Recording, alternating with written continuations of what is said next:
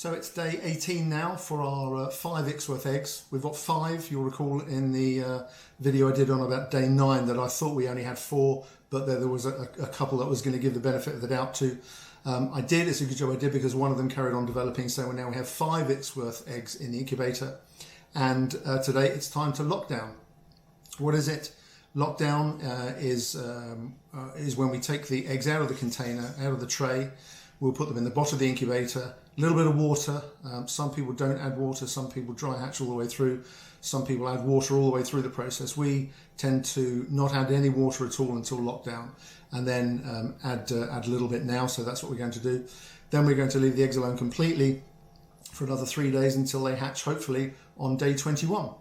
So what I'm going to do first is candle the 5 eggs, that are in the incubator, and I'm going to see which ones are still viable. Hopefully 5 of them will still be alive. If they're not, then we will remove them, but hopefully we will have 5 going on forward to day 21 and hopefully to a successful hatch. So we'll candle the eggs now, we'll see what they're like, and then I will go through the process of lockdown using our incubator upstairs. So day 18, and you can see that the embryo is now filling the egg. You can just see it moving there. We're just about to go into lockdown, and blood vessels are still visible,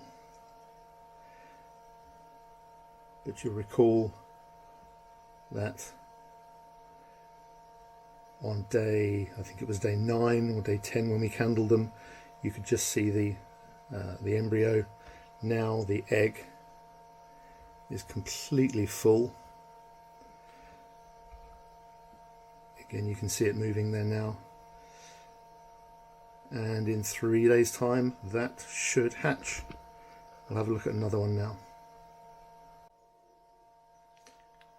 Another healthy chick here at the moment. Again, you can see the chick is now filling the entire egg. There's the air sac at the bottom. That's what the chick will pip into, so it'll put its head in there and draw its first breath before breaking the egg and hatching.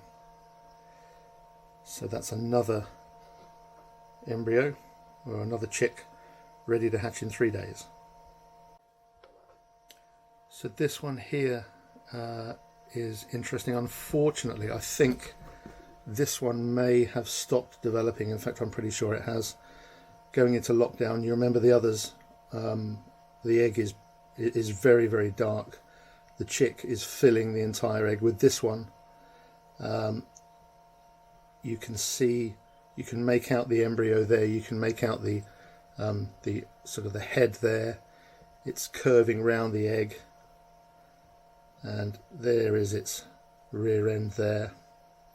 Unfortunately, with this one, I think it's died and it may have stopped developing. There's no movement, and there's just too much light there. It's not filling the egg like the other one. And so unfortunately, I think this little chick, for whatever reason, has developed and has then died, so it doesn't look like he's going to make it.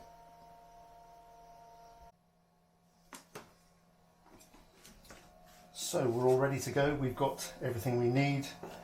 We've got our hatching mat, which I'll talk about in a minute. We've got some water just above room temperature, and it's time to take the eggs out. So very, very carefully, and it's important not to rush this. Don't worry about the temperature dropping for the eggs.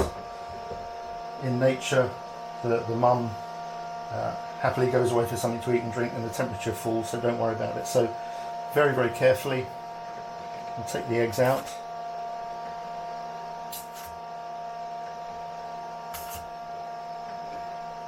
This is the egg that I candled and unfortunately has stopped developing, so he's not going to go back in. We're going to remember which one that is. We're going to take out the cradle that the eggs were spent the last 18 days on.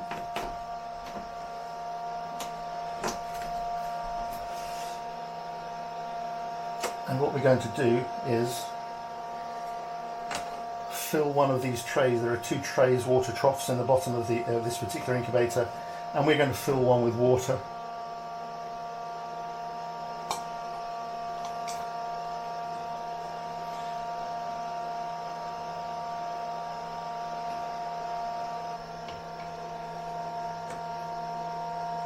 To about maybe a centimetre from the top.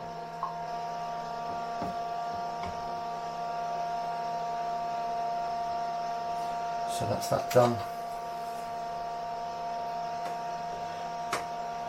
I'm going to pop the top on. This is a little plastic cover that goes on top of the trough and regulates the humidity. So I'm just going to open it a little bit. You can just see it hopefully there. It slides backwards and forwards on this particular incubator, and I'm going to sit it about there.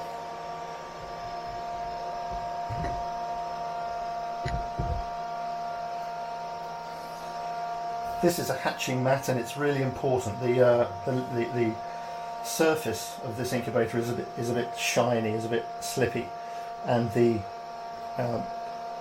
chicks can damage themselves or can damage their legs. They can get what's called splayed legs if it's too shiny, if it's too slippy.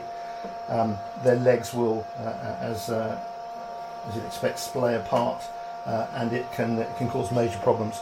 So this mat is a non-slippy surface for them to hatch onto and give them a bit of traction there and stop their legs splaying. Just sort that out there. And now it's time for the eggs to go on. So there's our surface, there's our trough with water in it, and very carefully we'll pop the eggs on.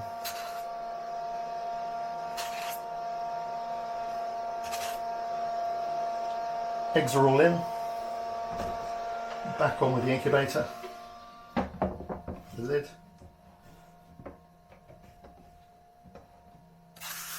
It's all nice and sealed there. The temperature's dropped now to 29 degrees on the top. I'll expect that to obviously come up now that the top's back on. The worst thing you can do really when it comes to lockdown is to rush. Just take your time. Don't worry about the fact that the top is off the incubator or that the eggs are exposed and the temperature's dropping. It's not a problem. The worst thing you can do is rush, because that's when you drop eggs and that's when they crack, and obviously that will be a disaster. So the eggs are in there, the temperature's coming back up, the humidity's coming back up. I'm not going to touch these now until the hatch is done, or I'm convinced that eggs aren't going to hatch. So it's vital now. It's called lockdown for a reason. Put the top on and leave them now until the hatch is done. Whatever happens, we will discuss more in 3 days' time, hopefully when these eggs hatch. So fingers crossed, these eggs will hatch in 3 days, and I'll do another video then.